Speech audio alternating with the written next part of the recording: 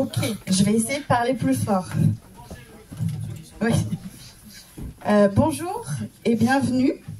Donc je suis Chloé Gillette, chargée de mission sur les Deux-Sèvres. Donc je joue à domicile personnellement. On se retrouve ici grâce à l'organisation de la CRES.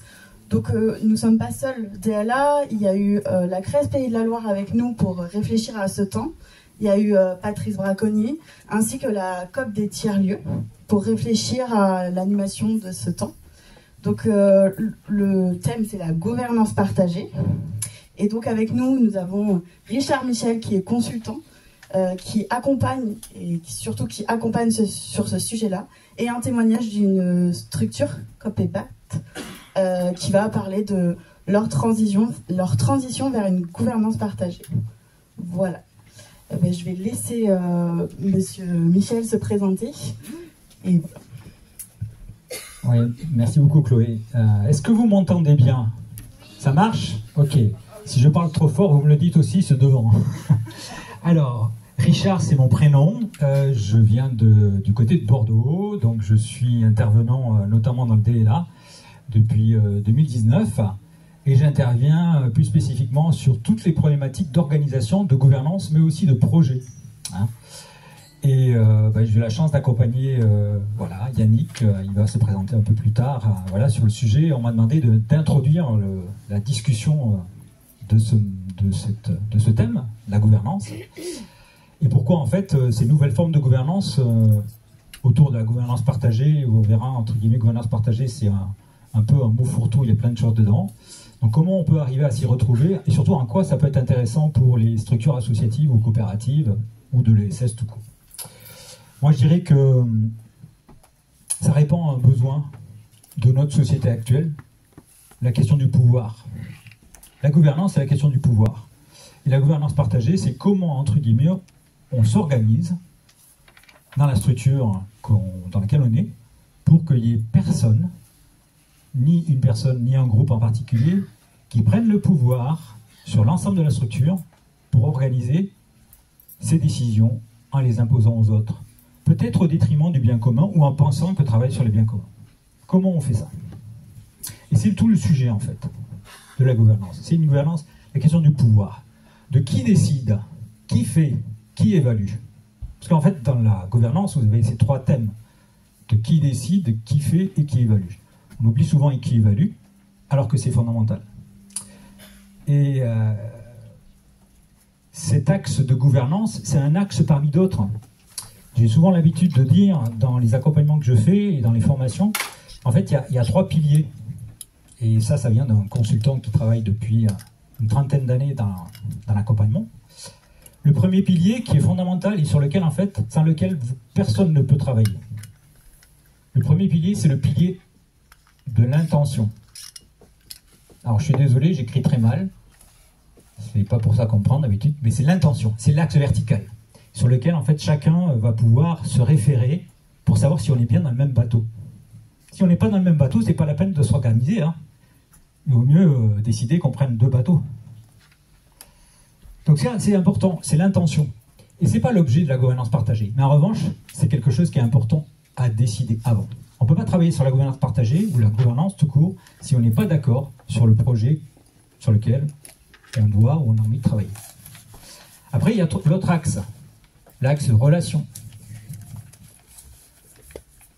Relation, ça veut dire qu'à un moment donné, contrairement à ce qu'on peut penser, on n'est pas tous dans une association à peut-être être copains avec l'autre, avec tout le monde. En revanche, ce qui est important, c'est qu'on puisse échanger et qu'on puisse discuter.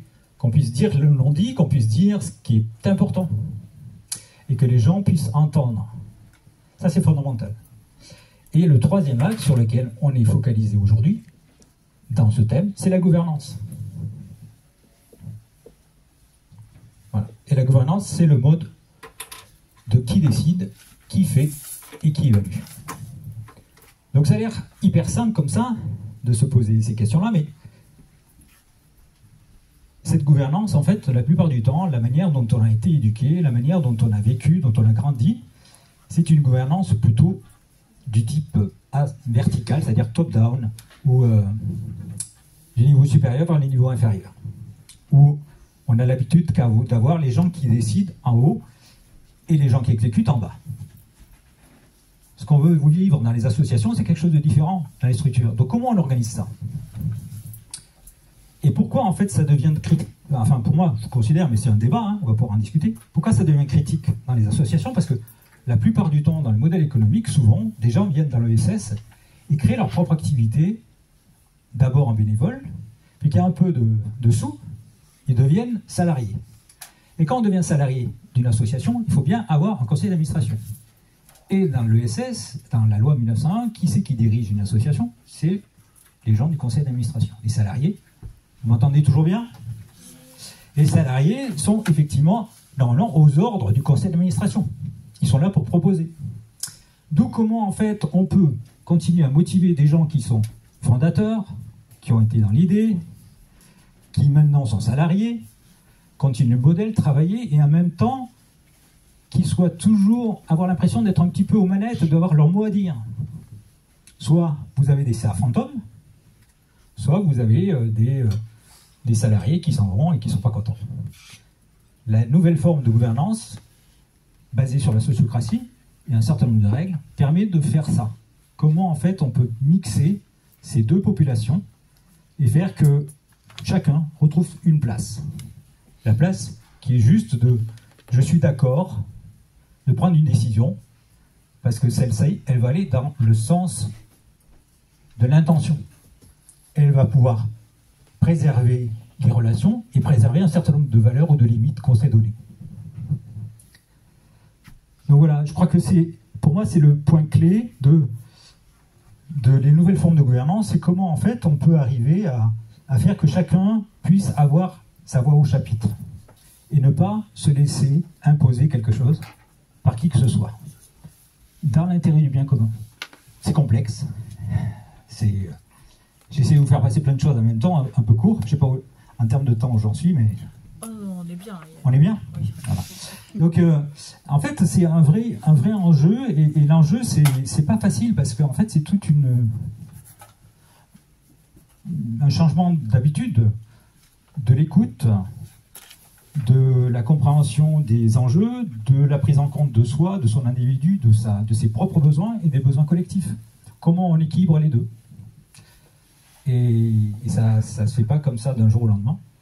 Du jour au lendemain. Donc c'est vrai que les DLA que j'ai l'habitude de faire, c'est des DLA qui ne se font pas en un trimestre, qui vont prendre un semestre, voire même un an, qui peuvent être entre 5 et 10, 12 jours. Pourquoi? Parce qu'en fait, ça prend du temps. Changer la gouvernance, c'est quelque chose qui se fait petit à petit. Voilà. Donc, question de temps.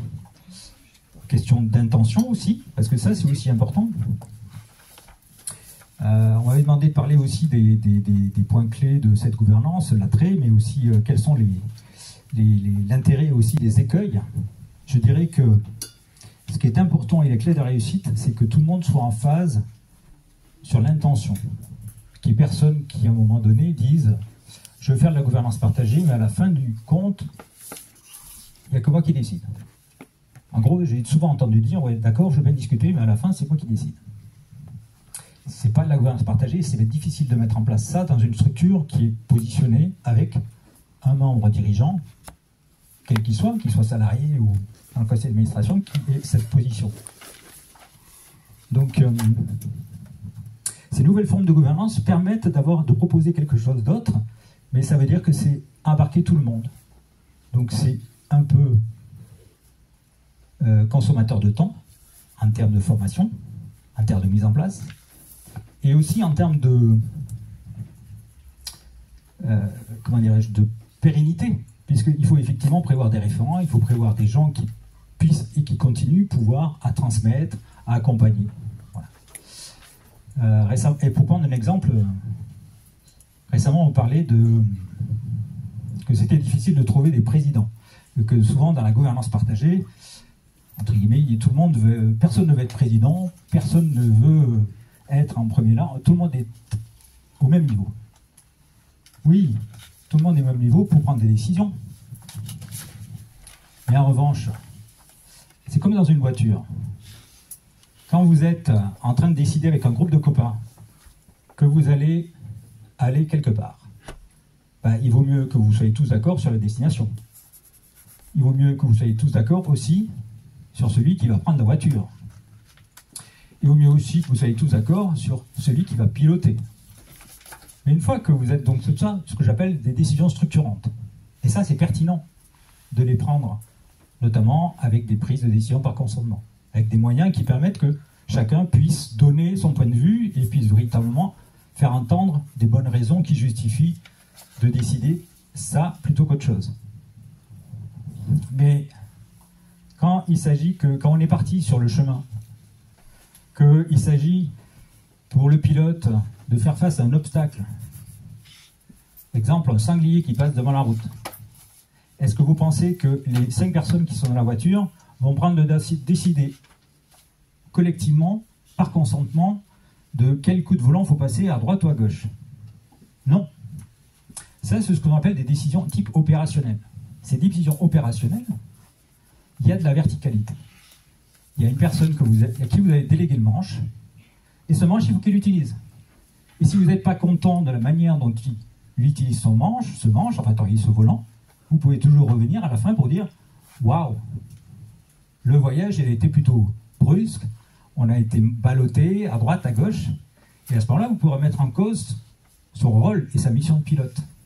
Mais une fois que vous l'avez donné, vous regardez. Donc c'est là où souvent il y a des écueils dans la mise en place de ces nouvelles formes de gouvernance, c'est qu'en fait on a envie de vouloir, avec ce type de décision, avec ce type de... parce que ça a un attrait assez important, parce que derrière vous avez quand même une adhésion de l'ensemble, on se dit on va prendre toutes les décisions comme ça. Non, c'est une erreur. Il faut prendre que les décisions qui ont vraiment un impact sur votre organisation, sur le cercle dans lequel vous allez prendre une décision. Ça, c'est le premier écueil. L'autre écueil, qui est effectivement ce que je vous avais évoqué, le fait qu'effectivement, il y ait peut-être des positionnements différents en termes de dire et de faire. Et là aussi, quand j'accompagne des personnes et des structures, je fais attention en mettant le message. Je ne suis pas là pour vous, je dis toujours, je ne suis pas là pour vous convertir. Je suis là pour vous accompagner là où vous pouvez aller, là où vous avez envie d'aller. Mais en revanche, faites que ce que vous dites soit effectivement ce que vous faites. Le nombre d'associations où les gens disent, ou de structures, les gens disent je veux faire de la gouvernance partagée, mais en fait, ou j'en fais, et en fait ils n'en font pas. Et il y a une dissonance cognitive entre les gens, les salariés ou autres qui le vivent, et le reste de la structure, c'est cause de souffrance. Donc il faut surtout être clair. L'un ou l'autre fonctionne. Un fonctionnement pyramidal, ça fonctionne jusqu'à maintenant. Taylor, il a fabriqué, enfin Ford, il a fabriqué des voitures par milliers. Donc ça fonctionne à un moment donné. En revanche, maintenant, on a envie de vivre autre chose. Donc il faut juste être sûr que l'ensemble de la structure soit motivé pour le faire. Et ça nécessite un peu de discussion, de prise de conscience, de sensibilisation. Qu'est-ce que ça apporte pour ces nouvelles organisations, ces organisations qui vont dans ces nouvelles structures? Ça apporte, premièrement, une adhésion de l'ensemble des étapes de l'organisation. Il faut savoir que, par exemple, en Hollande, on va dire la patrie du fondateur de la sociocratie, qui est à la base de tous les mouvements de gouvernance partagée actuels, la personne qui a fondé ça, Gérard Vandenbourg, a mis ça en place dans sa boîte. Et depuis, au niveau de ce pays, il a été décidé que si une structure se crée, il avait le choix entre choisir le modèle et la méthode sociocratique, soit mettre en place des instances représentatives du personnel. Et donc, ça peut juste pour vous dire qu'en fait, ils ont reconnu le fait que la capacité de cette méthode, ou de ce mode de ce nouvel mode de gouvernance, forme de gouvernance, fait que chacun a la voix au chapitre, que chacun peut être entendu, sans avoir l'utilisation de contre-pouvoir. Parce qu'à l'heure actuelle, toute notre vie, toute notre organisation, c'est basée sur pouvoir contre pouvoir. Voilà, ça on évite ce genre de choses et ça, c'est intéressant. En conclusion, je veux dire que si vous voulez vous lancer là-dedans, c'est intéressant, je trouve qu'il y a plein de dynamiques, mais surtout, veillez à ce que vous soyez tous homogène. Si vous n'avez pas, vous prenez un peu de sensibilisation, vous allez un peu plus loin. Et puis surtout, vous faites bien accompagner. Voilà. Parce que je crois que ça c'est important, et vous faites bien former. Il faut vraiment que vous insistiez là-dessus, parce que c'est pas une décision, une petite décision, c'est une grande décision. Ça veut dire que c'est quelque chose que vous allez embarquer avec vous, des équipes, des personnes, et c'est peut-être frustrant. Une structure que j'ai accompagnée, sur 7 personnes, eh bien, elles ont constaté qu'à la fête, il y avait personne, enfin le fondateur ou la fondatrice ne voulait pas la mettre en place. Donc voilà, il y en a certaines qui sont parties. Donc à la fin, la structure s'est trouvée démunie de... Ils étaient 4 personnes sur 7. C'est pas négligeable sur une équipe de 7. Hein. Donc voilà, donc réfléchissez. Mais en revanche, ça vaut le coup. Voilà. Est-ce que c'est bon? C'est nickel. Nickel. On va prendre un petit temps de questions. Donc si vous avez des questions, n'hésitez pas à lever la main.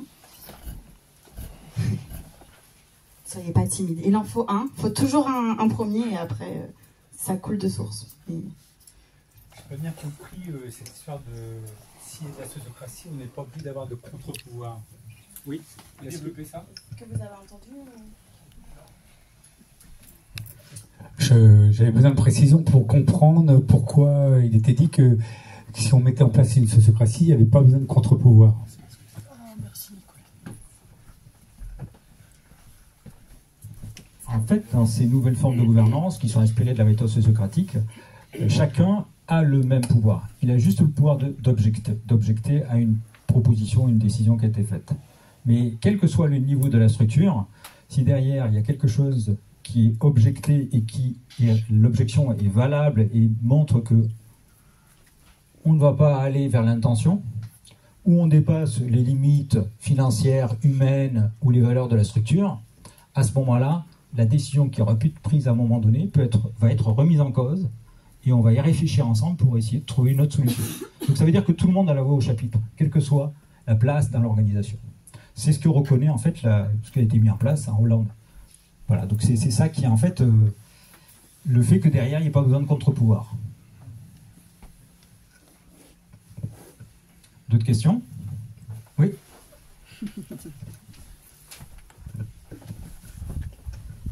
Dans votre présentation, là, vous n'avez pas du tout évoqué donc, la partie finance. Et du coup, en fait, quand on parle de pouvoir et contre-pouvoir, c'est souvent à ce niveau-là aussi que ça se présente. Comment vous pourriez intégrer cette notion dans votre présentation?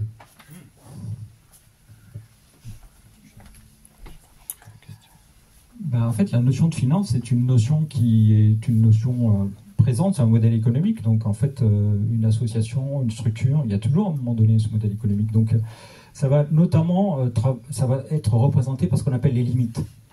Quand je vais décider quelque chose, on va se poser la question, est-ce que la structure ou mon équipe ou l'organisation est capable de se payer cette proposition en termes de coûts, en termes d'énergie humaine, mais aussi en termes de ressources financières. Donc la validation du budget, les choix d'investissement, le recrutement d'une personne, tout peut se décider sur la base d'une prise de décision par consentement dans lequel en fait les membres qui sont concernés vont pouvoir, à partir d'une proposition, débattre, construire quelque chose qui permet d'être aligné sur l'intention et dans les limites qu'on s'est fixées. Je ne sais pas si j'ai répondu à votre question. Ça va ?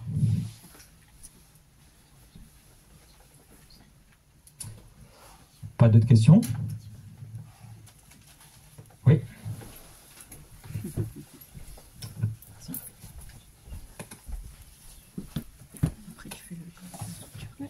Oui, je me pose la question de l'adaptabilité, de votre gouvernance partagée dans des organisations d'importance, notamment sur Niort, où vous avez des organisations d'économie sociale qui ont 5 millions de sociétaires, voire plus, des coopératives financières, enfin des banques coopératives, des coopératives de consommateurs qui en ont près de 500 000 sociétaires. Et comment vous gérez ce type de gouvernance partagée hors champ associatif? Voilà, c'était ma question.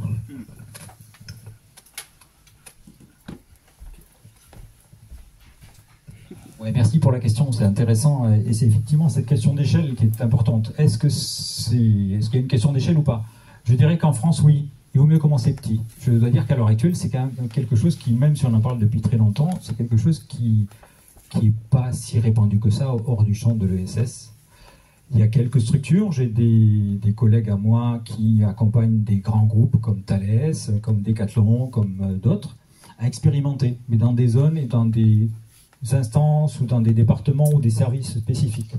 De là à pouvoir l'implémenter et le développer sur un ensemble de structures multinationales, juste là, on ne l'a pas encore fait. C'est une des raisons pour lesquelles moi je me suis spécialisé dans l'ESS, parce que je pense que c'est un terreau qui est plus facile. Maintenant, et c'est d'ailleurs la même chose pour toute organisation. Ce que je suggère, c'est de commencer avec un petit groupe, et puis de commencer à pratiquer et de voir si ça fonctionne. Ça permet aussi de vérifier le changement de paradigme, et si c'est quelque chose, la mayonnaise prend.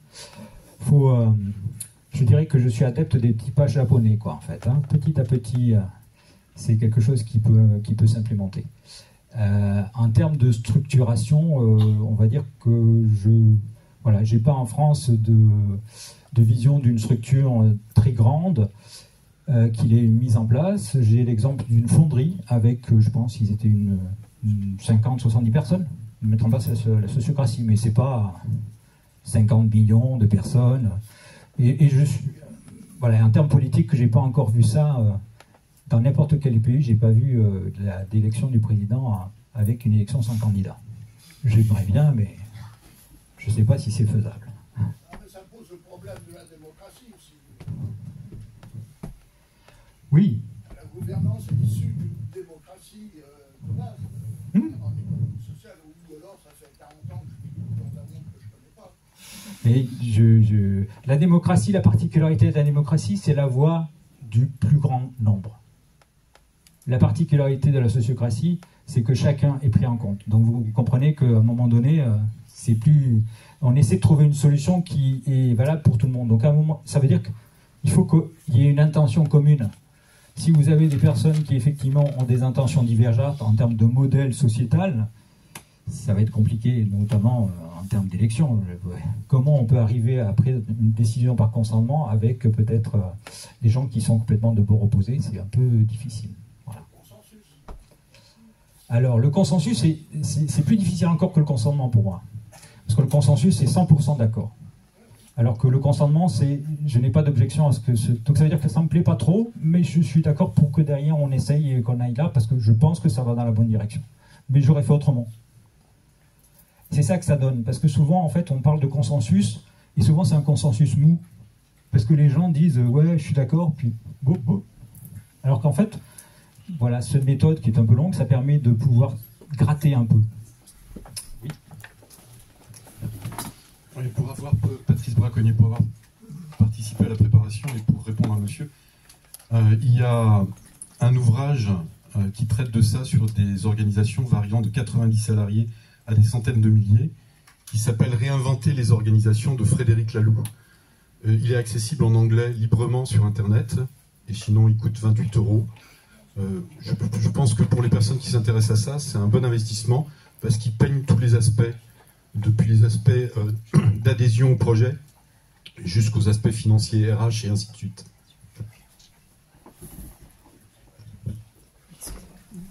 Excusez-moi, vous pouvez redire le titre de l'auteur? Alors je vais le dire doucement, excusez-moi. Il s'agit de Frédéric Laloux, L-A-L-O-U-X. L'ouvrage s'appelle Reinventing Organization. En français, réinventer les organisations, parce qu'il s'agit bien de ça. Et il y a un bel exemple en Hollande aussi, qui est l'organisation de Buurtzorg. Et la question de l'effectif, c'est qu'à chaque fois qu'il y a une équipe qui dépasse un effectif de 12, il y a 6 parités, c'est-à-dire on crée une deuxième équipe. Donc la question de l'effectif est effectivement très importante. Sur les grands nombres, c'est effectivement difficile d'appliquer des principes démocratiques. On le voit bien dans la façon dont on le vit dans notre société actuellement. Merci. Oui, c'est structure opale. Est-ce qu'il y a d'autres questions? On a encore un petit peu de temps pour les questions. Ouais.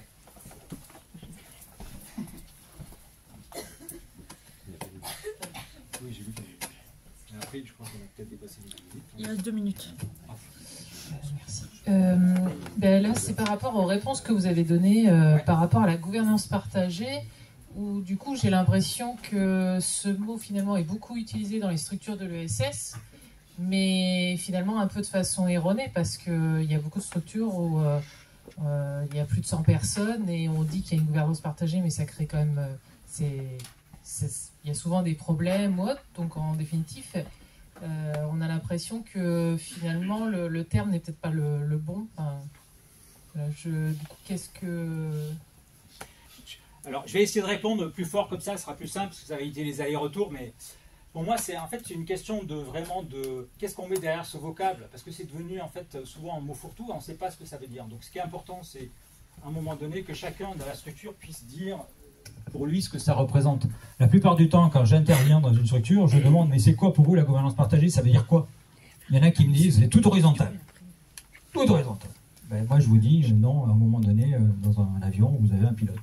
Donc à un moment donné, il faut qu'à un moment donné, sinon, imaginez que vous prenez toutes les décisions et que vous allez prendre toutes les décisions. Entre guillemets, quelle est la couleur du papier toilette, et est-ce que vous prenez ça en prise de décision par constamment? Donc à un moment donné, il faut arriver à vraiment limiter ça aux décisions structurantes. C'est compliqué. Mais il faut à un moment donné qu'il y ait un pilote. Voilà. Et ce qu'on appelle dans les cercles sociocratiques, qui sont sûrement peut-être mis en place côté Burzoc, c'est le premier lien ou le responsable opérationnel, ce que j'appelle responsable opérationnel. Pourquoi? Parce qu'en fait, c'est lui qui, à un moment donné, qui va donner le ton dans l'opération. Donc, oui, et c'est pour ça que je dis qu'à un moment donné, il y a beaucoup d'expériences difficiles, parce que on veut faire des collèges à 25. On veut faire des cercles à 30. J'ai fait des prises de décision et des élections sans candidat à 35 personnes. Je l'ai fait, mais ça a pris une demi-journée. Imaginez que derrière, c'est pas efficient, ça. Donc, effectivement, je suis d'accord avec monsieur Braconnier. Les cercles sociocratiques, c'est de 10 à 12. Au-delà, vous créez quelque chose. C'est une cellule. Or, la cellule, principalement, une cellule, une fois que ça grossit, ça se divise. Ça se multiplie. Et c'est exactement un principe. Le principe de la sociocratie ou le principe de ces nouvelles formes de gouvernance, c'est de dire c'est une gouvernance, une organisation vivante. Donc une cellule, et petit à petit, on l'ajuste en fonction de la grosseur de la structure. Voilà. Oui, il y a une dernière question. Une dernière question, Bonjour à tous. Oui, moi, c'était justement sur les différentes formes. Est-ce qu'il existe différents types de gouvernance partagée? Est-ce qu'ils ont des noms? Est-ce que ça a déjà dû être... C'est quelque chose qui a déjà été étudié, donc il y a forcément déjà des types de gouvernance partagée. Je suis un peu curieux justement sur qu'est-ce qui existe déjà, et puis quels sont les exemples qui marchent. Par exemple, est-ce qu'en France, il y a des exemples que vous connaissez très bien, qui marchent très bien, et comme vous dites, effectivement, au-delà de 12 personnes, ça a l'air d'être compliqué. Donc, qu'est-ce qui existe? Quelles sont les formes qui existent? Est-ce qu'il y a déjà une nomenclature qui existe? Voilà, je suis curieux de tout ça, s'il vous plaît. Je vais faire assez court. Je pense que vous avez deux de mes collègues qui sont juste côte à côte, d'ailleurs, au fond, là, qui vont faire des présentations dans peu de temps, Centre français de sociocratie et l'Instant Z, gouvernance cellulaire. Je dirais que pour moi, il y a une base qui est en fait la sociocratie, et qu'ensuite, vous êtes parti sur l'holacratie, qui a été développé par un gars qui s'appelle Brian Robertson aux États-Unis, qui a été amené en France par un gars qui s'appelle Jean-Bernard Marie-Chiquet, qui est décédé depuis. IGP Partners, c'est un modèle déposé. Vous avez l'université du Nou, qui a été formée par d'ailleurs mon formateur en sociocratie, et qui a pris ça et qui est en train d'intégrer des outils de la communication non violente pour ceux qui connaissent. Parce qu'effectivement, ils ont intégré dans leur modèle la gouvernance, relation, voilà, travailler sur la partie relationnelle. Vous avez ensuite d'autres modèles qui s'appellent la gouvernance organique, où là il y a une décision par consensus, mais qui est un petit peu différente d'un consensus mou. C'est un consensus entre guillemets dans lequel vraiment on attend que derrière tout le monde soit en phase. Il y a plein de déclinaisons. Donc je pense qu'en fait vous pouvez faire votre choix. Le seul point qui me semble important, c'est l'intention que vous avez. Est-ce que vous avez l'intention de partager le pouvoir, entre guillemets, qu'il n'y ait personne qui puisse prendre le pouvoir sur la structure ou pas? Est-ce que vous êtes conscient que c'est un projet qui est un projet de longue haleine? Voilà. Et à partir de là, c'est faisable. Et c'est faisable pour pouvoir marier des intérêts et des salariés et des administrateurs au sein de l'ESS. J'en suis persuadé. À l'heure actuelle, c'est vraiment le seul outil qui permette de le faire aussi facilement Parce qu'à l'heure actuelle, pour le moment, souvent, on peut être soit le CA et décideur et les salariés sont des marionnettes, soit, entre guillemets, c'est le salarié qui décide et le CA qui sont des potiches. Excusez-moi, je suis un peu direct. Voilà, merci beaucoup pour votre question. Pour l'exemple, donc on va passer au témoignage d'une structure en transition, entre guillemets, qui se fait accompagner donc, par le biais du DLA, dispositif local d'accompagnement, donc par Richard Michel. Donc ça va être un échange entre les deux. Mais voilà, je vous laisse profiter de ce témoignage et encore une fois, on prendra un temps pour répondre aux questions après. Oui, bonjour à tous. Alors, moi, je suis Yannick Puisset, je suis l'ancien gérant de Copébat. Je vais vous dire maintenant, on verra à quoi je suis arrivé à la fin de l'intervention. Donc, Copébat, c'est une coopérative d'activité et d'emploi du bâtiment qui est située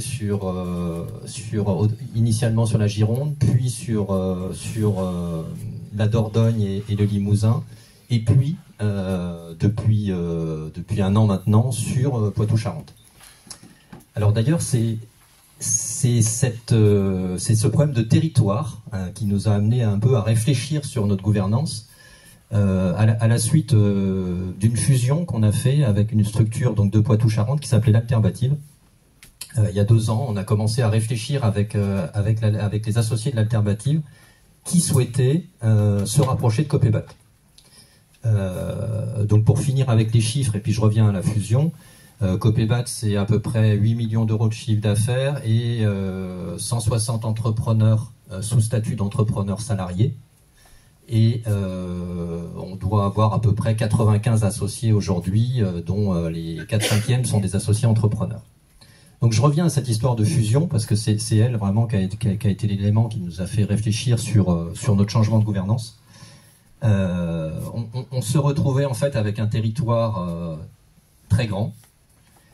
Et on s'est dit, mais comment on va réussir à ce que les territoires gardent une certaine indépendance dans leurs décisions, qu'on garde un peu la culture des territoires, parce qu'il n'y avait pas du tout la même culture sur Poitou-Charentes qu'en Gironde ou que sur le Périgord noir. Donc comment on laisse des initiatives locales pouvoir se développer tout en ayant, je dirais, une structure qui aille dans le même sens. Donc il y avait cette problématique-là. Dans la fusion, on fusionnait aussi 2 structures qui n'avaient pas tout à fait le même mode de gouvernance. Chez Copébat, on tentait de faire de la sociocratie. Alors pour ceux qui ont connu Casimir, c'était une sorte de gloubi-boulga de sociocratie. On était très à l'aise avec ça. Et à l'Alterbative, ils étaient plutôt très dogmatiques. Et donc il fallait qu'on fusionne aussi ces 2 cultures.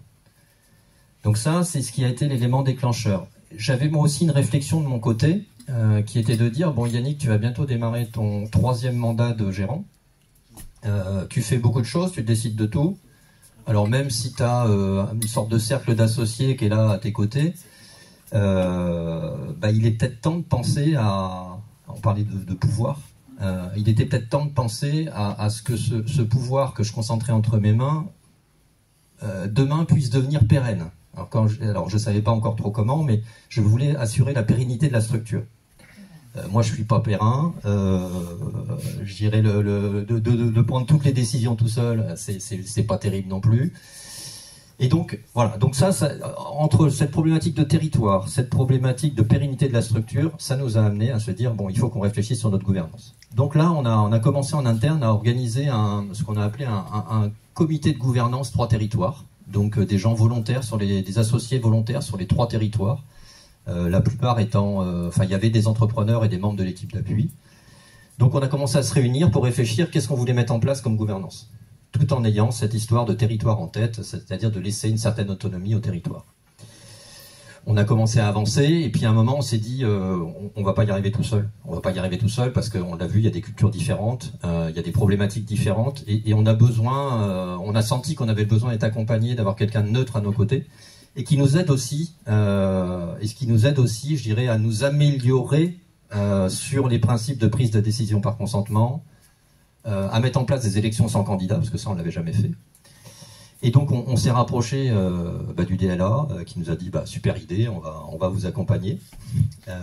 Donc ça nous a soulagé d'un petit poids financier aussi parce que c'est un consultant qu'il faut payer. Et dans nos structures, on n'a pas forcément imaginé des budgets pour ça. Et donc le DLA est venu un peu à notre secours. Et puis on a rencontré Richard. Enfin moi je l'avais déjà rencontré, mais on avait déjà discuté à plusieurs reprises. Et donc du coup on a pu matcher à la fois le consultant qu'on connaissait et je dirais un accompagnement DLA. Voilà. Et ce qui moi me plaisait aussi chez Richard, alors c'est pas pour faire ta pub, mais un peu quand même. Ça a été son côté, on a très vite discuté du côté opérationnel, parce que moi je lui ai dit la sociocratie c'est super, mais je veux pas en arriver justement à choisir le papier toilette, la couleur du papier toilette par décision par consentement. Et Richard m'a dit non mais c'est pas du tout ça la sociocratie. Ah bah je dis alors là ok, on est d'accord, donc on est d'accord pour aller vers ça, et tu vas nous accompagner en ce sens. Donc Richard nous a accompagnés, a accompagné ce groupe gouvernance 3T, 3 territoires. Ça nous a permis, nous, parce que c'est pas Richard qui a décidé, on a travaillé d'abord effectivement sur l'intention. C'est Richard a vérifié qu'on avait tous l'intention d'aller dans le même sens. Donc on a retravaillé sur les 2 raisons d'être qu'on avait, celle qu'il y avait chez Copébat, celle qu'il y avait à l'alternative. Et puis après, on a embrayé sur qu'est-ce qu'on veut, comment on veut organiser tout ça. On avait aussi un petit peu l'idée du changement juridique. Parce qu'on s'est dit SARL, 95 associés, à un moment donné, ça va plus faire. Et donc, on s'est dit quand même, on ira vers ce changement juridique, mais une fois qu'on aura dessiné et inventé ce qu'on voulait. Donc, on s'est mis à faire des magnifiques cercles, on s'est mis à réfléchir sur tout ça. Et donc, on a abouti à une structuration de notre gouvernance où on a des cercles locaux. Donc on a un cercle sur la Gironde, un cercle sur le Périgord-Limousin, un cercle sur Poitou-Charentes, qui correspond à nos 3 établissements. Et on a ce qu'on a appelé, je ne sais plus comment on l'a appelé au début, alors c'est devenu le conseil d'administration depuis le 22 décembre. On a un cercle, on va dire, principal, qui va être celui qui va prendre des décisions structurantes, comme le disait Richard. Et on a décidé que les gens qui seraient dans ce cercle seraient élus par élection sans candidat au niveau de chaque territoire. Donc on a commencé l'été dernier à faire des élections sans candidat sur les territoires. Ça nous a permis de dégager une liste qui a été présentée le 22 décembre pour être élue au niveau de l'Assemblée générale. Ça s'est très bien passé, on a eu c'est l'unanimité moins une voix. Voilà, donc quelque part une légitimité donnée à cette liste qui avait été élue sur les territoires. On avait commencé à travailler en faisant, on va dire, des CA officieux depuis le mois de septembre pour commencer à préparer les décisions qu'on prendrait. Et on a fait, on dirait, notre premier CA pour faire l'élection du président et de la direction générale à la suite de l'Assemblée générale. Et ensuite, on a enchaîné sur on va dire un premier CA vraiment opérationnel, effectif, en janvier. Alors, on avait préparé les élections. En fait, ces élections sans candidat, on ne les a pas fait à la suite de l'AG le 22 décembre, parce que vous imaginez que tout le monde avait envie de partir après en vacances. Donc on avait fait ça dans un CA officieux précédemment. On s'était dit, si la liste qui va être présentée à l'Assemblée générale est élue, qu'est-ce qu'on décide? Donc on a fait des élections sans candidat pour élire une personne. Donc on a une présidente, donc c'est super parce qu'on est une entreprise de bâtiment quand même. Donc on a une femme présidente qui est une maçonne bâti ancien. Et je dirais il y a une autre victoire, c'est que cette personne elle est issue du territoire Poitou-Charentes. Voilà.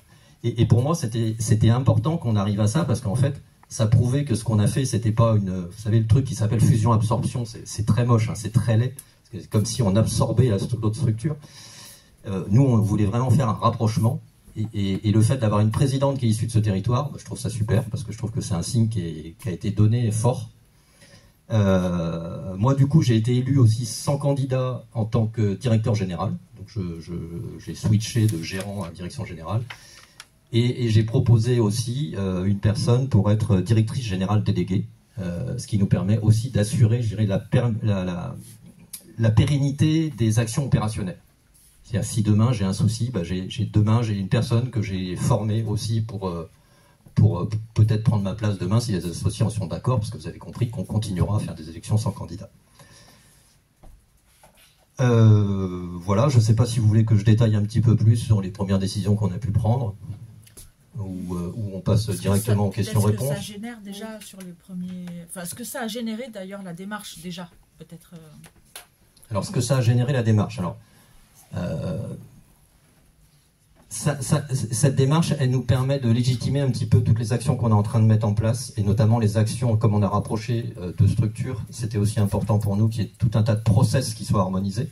Donc le fait d'avoir un CA qui a une légitimité forte nous permet aujourd'hui de prendre des mesures, par exemple, alors nous c'est des trucs très terre à terre, hein, c'est comment on met en place des mécanismes pour assurer la trésorerie des entrepreneurs. Est-ce que le fonds de solidarité qu'on avait à Poitiers, c'est le même qu'on avait à Bordeaux, comment on harmonise tout ça? Est-ce que la provision pour risque qu'on prenait sur un territoire, on la prend aussi sur l'autre? Donc on est en train d'harmoniser toutes ces décisions, tous ces modes de fonctionnement, j'ai tendance à dire, avec une grande légitimité. C'est-à-dire qu'il n'y a pas de contestation aujourd'hui, à ma connaissance, en interne, des décisions qui sont prises, parce que les gens sont vraiment légitimes en tant que tels. Donc ça, il me semble que c'est important. Et puis ce qu'il faut savoir aussi, c'est, je ne vous l'ai peut-être pas dit, mais je pense que vous l'avez compris, à l'intérieur de CA, on prend aussi toutes les décisions par consentement. C'est-à-dire que moi, je suis aussi administrateur. J'ai été élu aussi sur la liste en tant qu'administrateur, mais je suis une voix parmi d'autres. Et il y a une grande différence... tout à l'heure, on parlait, j'entendais une dame là, qui disait on parle de gouvernance partagée, et oui, nous avant aussi, on disait qu'on faisait de la gouvernance partagée. Au tout début de Copébat, on était une SCOP, hein, on a toujours été une SCOP, donc SCOP, une personne, une voix, on peut dire on a de la gouvernance partagée. Mais en fait, à l'époque, au tout début de la structure, et pendant encore quelques années après, je dirais l'Assemblée Générale était là pour valider les décisions qu'avait prises le gérant, quoi. Voilà, donc la gouvernance partagée, c'était partagé sans plus. Je dirais, ça dépend ce qu'on en fait.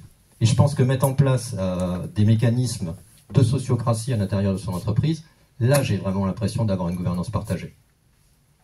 Et quelque part, pour moi, qui ai connu l'époque d'avant, mon époque de gérance aussi, où j'ai essayé plus ou moins de mettre en place un modèle sociocratique, mais je vous l'ai dit un peu à la one again,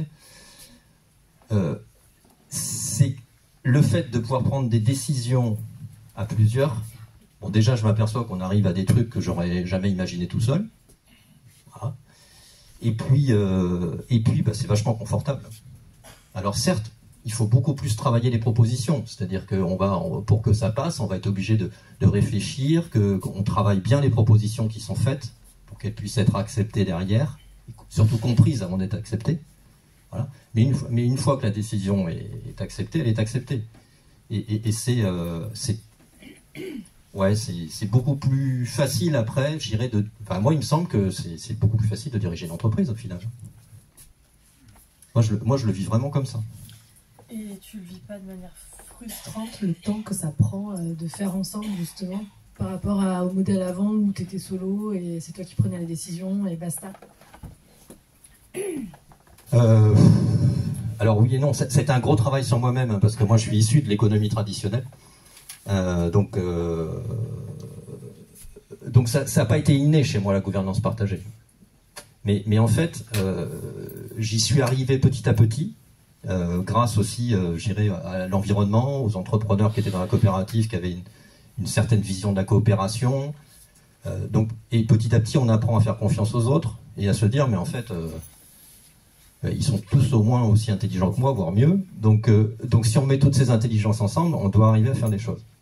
Et puis, comme tu le disais très justement, et ça je reviens vraiment là-dessus, c'est-à-dire que j'ai quand même gardé la direction opérationnelle. Donc, ce qui est important, c'est que la stratégie soit définie en sociocratie. Et là, je suis un élément parmi d'autres. Et par contre, moi, mon rôle, c'est de piloter pour que cette stratégie soit appliquée. Donc, franchement, c'est pas fou. Enfin, je le vis pas comme ça, mais je pense que c'est pas effectivement facile pour tout le monde, parce qu'il faut parfois mettre son ego de côté. et de se dire que voilà, quand il y a eu cette élection sans candidat le 1er décembre pour le poste de direction générale et de président, j'aurais pu me retrouver sans mandat. Mais je le savais, et pour moi c'était pas grave parce que j'étais passé au-delà de ça depuis un petit moment. Et c'est aussi, quand je parlais de pérennité, je suis aussi dans une démarche où je me dis, peut-être que je ferai qu'un mandat, et puis maintenant, ça va pouvoir rouler sans moi, et je ferai autre chose, et tant mieux.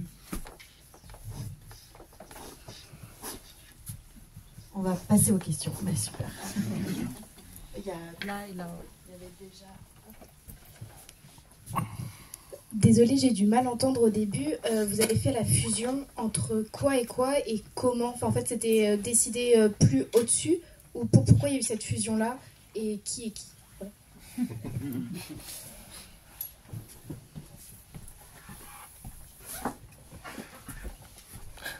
Alors en fait, il y avait une grosse coopérative d'activité et d'emploi qui était Copébat. Quand je dis grosse, c'était par rapport à l'alternative qui était à Poitiers, qui était beaucoup plus petite. Nous, voilà, on était 140 entrepreneurs. À Poitiers, il y avait une vingtaine d'entrepreneurs. Voilà, juste pour situer. Et le modèle, en fait, le modèle d'une coopérative d'activité et d'emploi avec 20 entrepreneurs, c'est très compliqué. Le modèle économique. Hein. Et les associés, dont les associés entrepreneurs, s'épuisaient. Et à un moment donné, on se côtoyait dans beaucoup de réseaux.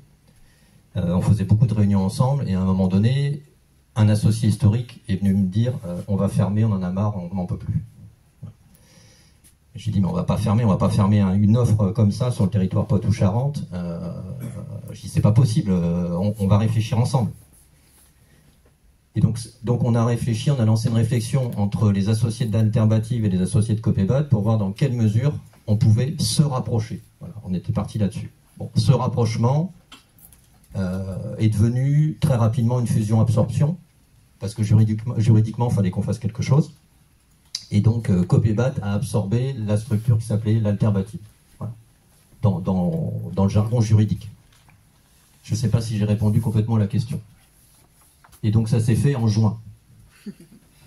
Mais ça a été préparé, hein, ça faisait 2 ans, on a travaillé avec les associés pour essayer de voir si culturellement on arrivait à faire des choses ensemble, on va dire. Les associés d'Alternative m'ont aussi demandé de devenir à un moment co-gérant de leur structure pour pouvoir assurer qu'on irait bien vers cette fusion. Et donc j'ai été pendant un temps gérant de Copébat et gérant d'Alternative, avant qu'on fusionne. Il y a une question là. Oui, bonjour, j'avais une question précise. Si vous n'aviez pas été en tant qu'élection sans candidat, choisi comme en mandat de direction générale, si j'ai bien compris, vous étiez pour autant adossé à un contrat de travail, ça aurait été quoi finalement la suite précisément, parce qu'il y a quand même le droit du travail en face? Alors, comme on est en scope, j'ai la chance d'être salarié, effectivement, et donc j'étais le directeur administratif et financier de la structure. Donc je serais resté directeur administratif et financier de la structure. Voilà. Sans mandat.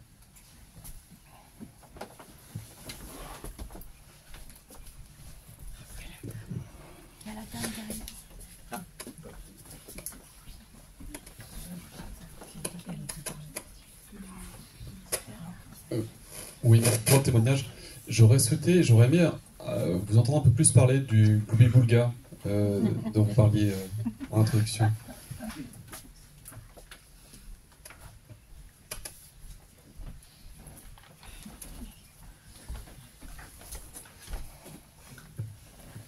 Alors, Globi Boulga, pourquoi parce qu'en fait, on n'était pas formé. Donc, on a essayé de faire de la sociocratie sans être formé. Et du coup, on se coupait la parole, on s'envoyait des bonnes blagues, parce que bon, c'est quand même rigolo. On avait du mal à écouter l'autre. Et au final, on ne savait pas non plus dire stop, là on prend la mauvaise direction, là maintenant il faut qu'on voit si ton objection elle est valable ou elle n'est pas valable. Tout ça on ne savait pas le dire. Et puis on n'allait pas non plus jusqu'aux élections sans candidat, parce que ça me faisait un peu peur au début, hein, je vous ai dit, moi ça a été un changement culturel qui a pris plusieurs années. Donc les élections sans candidat, on le faisait pas non plus. Donc notre cercle d'associés était très dissipé. Voilà. Donc parfois très difficile de prendre des décisions. Et ça, c'était un peu frustrant. Donc il fallait qu'on ait plus de cadres. Et si j'ai un message à passer, effectivement, Richard l'a un peu dit, hein, il faut être formé. Moi je l'ai vu, j'ai les associés d'Alternative, ils étaient tous formés. Ils ont tous été formés à l'université du Nou. Un peu trop, mais ils étaient formés. Voilà. Et ça, c'est super important parce qu'aujourd'hui, ils nous aident sur ces aspects-là. Chez Copébat, nos associés n'étaient pas formés à ça. Et Richard, dans l'accompagnement, nous a formés. C'est-à-dire qu'au fur et à mesure, il nous faisait prendre des décisions par consentement au niveau de notre fameux comité 3 territoires. Il nous faisait tester des élections sans candidat pour les animateurs. Donc, on a appris. On a appris les grands principes. Ce qui nous permet aujourd'hui, sur les premiers CA, je trouve qu'on est pas mal.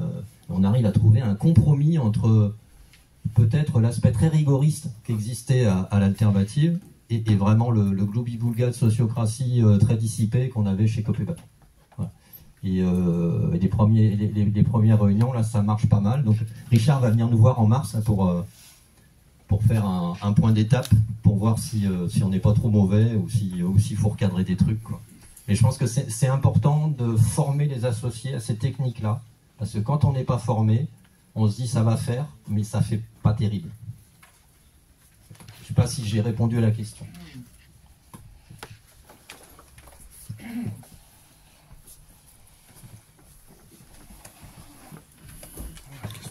Oui, peut-être Yannick, tu pourrais parler du coup de la gouvernance.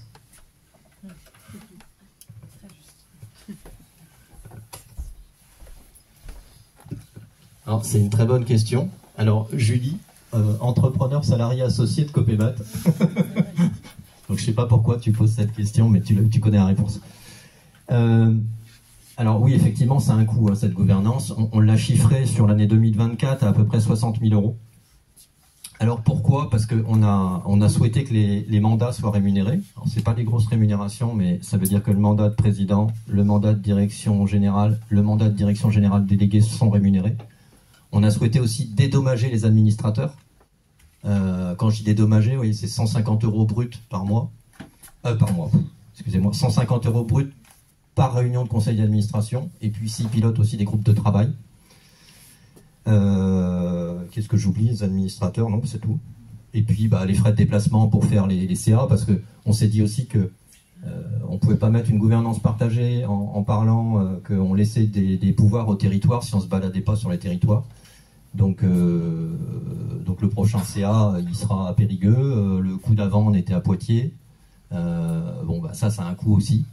Donc voilà, donc la gouvernance, on l'a estimé à peu près 60 000 €. On a dit qu'on ne dépasserait pas ce budget. Mais bon, voilà, ça a un poids certain. Alors, nous, on a la chance qu'on avait emmagasiné pas mal de résultats depuis pas mal d'années, donc on a de la trésor, et que, comme vous le savez, les taux d'intérêt ont augmenté pas mal ces dernières années. Donc on va financer en fait une partie de cette gouvernance par les produits financiers, donc on trouve ça bien en plus. Donc on va financer une partie de notre gouvernance partagée par les produits financiers qu'on va faire sur nos placements. Voilà. J'avais une autre question, non? Il reste 2 minutes pour les questions.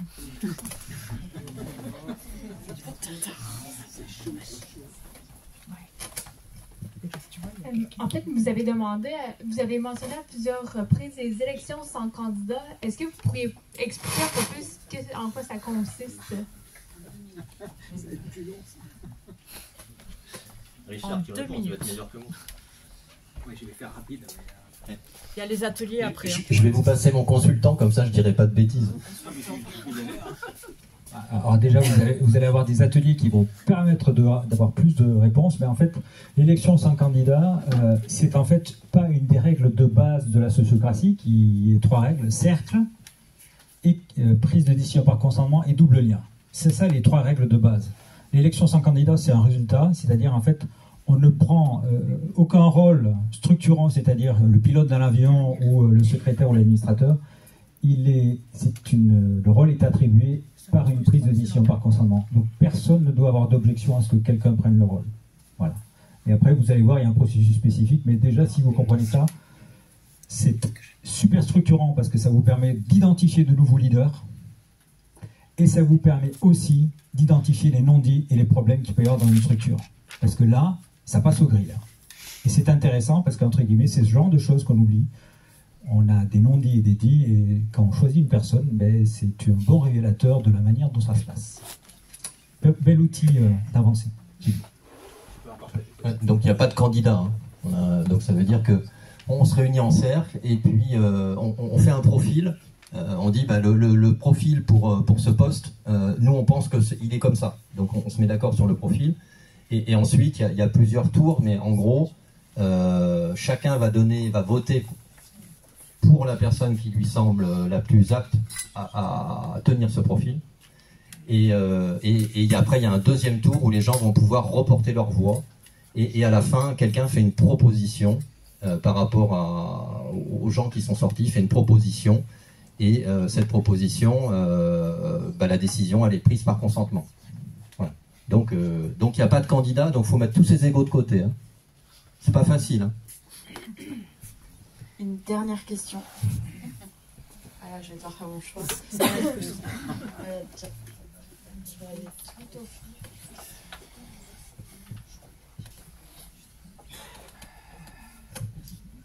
Oui, vous avez parlé du coût et les bénéfices. Est-ce que vous auriez réussi cette fusion sans être accompagné et sans avoir questionné justement votre gouvernance? C'est-à-dire que parfois on peut se dire la gouvernance c'est du nice to have, c'est bien, on va se faire copier pour notre gouvernance, c'est pour du mieux.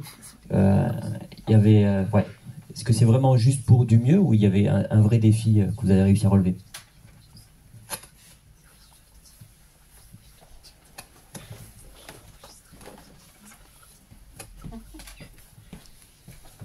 Alors, je suis pas sûr d'avoir tout compris parce qu'il y a plusieurs questions en une. Hein.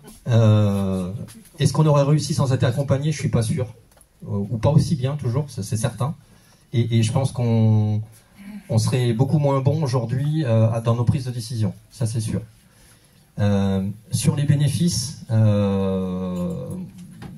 c'est un peu tôt pour en parler, mais bon, il y a déjà des choses importantes. C'est que nous, on avait une vie locale sur Bordeaux où les associés, en gros, se désintéressaient complètement de la gouvernance. Je caricature, mais c'était pas loin. Et de mettre en place ce processus, aujourd'hui, quelque part, ça impulse une vie locale. Voilà, on est en train de le mettre en place. Pareil sur le Périgord noir.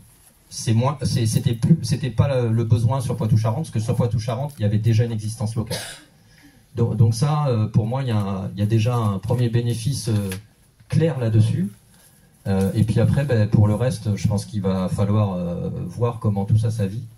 Mais pour moi, il y a aussi un bénéfice, là c'est purement moi, c'est que je suis très content qu'on soit déjà arrivé à ça, quoi. Parce que je me dis que dans très peu de temps, la structure elle va pouvoir vivre sans moi.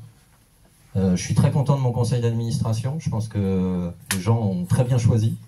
Et on a un conseil d'administration qui est pas mal. Alors on n'a pas du tout suivi les consignes de notre... voilà, c'est-à-dire qu'il a dit pas plus de 12, on est 15. Voilà. Mais bon, il y en a toujours 2 ou 3 qui sont pas là, donc bon an mal an, ça fonctionne pas mal.